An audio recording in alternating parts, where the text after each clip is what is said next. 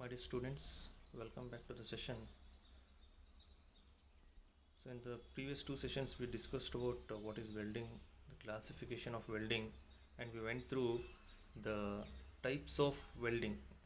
We discussed arc welding, then we discussed tungsten inert gas welding and metal inert gas welding. So today we're going to discuss one more type of welding, that is gas welding. So in gas welding we're going to use two types of gas in order to produce the flame, which will be used to melt the edges of the workpiece to form a joint. So the combustion is obtained by mixing oxygen with the fuel gas to support the combustion at high temperature. And when it comes to fuel gas, the most commonly used fuel gas is acetylene, and in seldom cases we may go for hydrogen, sometimes natural gas and producer gas as and when required. So in our syllabus we need to discuss only acetylene welding. So here you can see the construction of this oxyacetylene welding. So it will consist of two cylinders. A large cylinder consists of oxygen and a smaller cylinder consists of acetylene gas. So these two cylinders are fitted with two pressure regulators in order to control the pressure of this oxygen and acetylene respectively. And these two cylinders are in turn connected to a welding torch through hose pipes, as you can see in the figure. So this welding torch consists of a mixing chamber where this oxygen and acetylene are mixed with suitable proportion. Once mixing is done, you can see there is a torch tip through which this mixture is going to come out, and through a igniter we are going to ignite this mixture.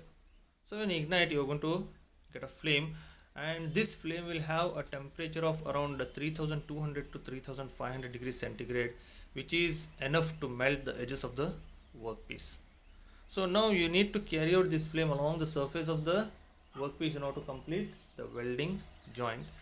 As you can see, we are going to maintain a slight gap between the two workpieces.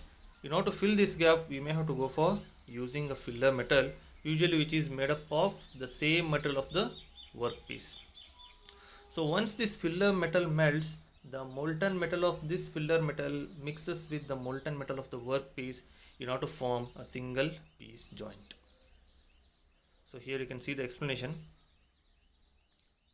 So the equipment consists of two large cylinders, one containing oxygen at high pressure and the other containing acetylene gas. Two pressure regulators are fitted, as I said. Then welding torch, which is used to mix both oxygen and acetylene gas in proper proportions and burns the mixture at its tip. A spark lighter may be used to ignite the mixture at the torch tip. So when it comes to operation, first we need to adjust the pressure regulators. Suitable proportions of oxygen and acetyl gas enter into the welding torch, and it gets mixed in the welding torch.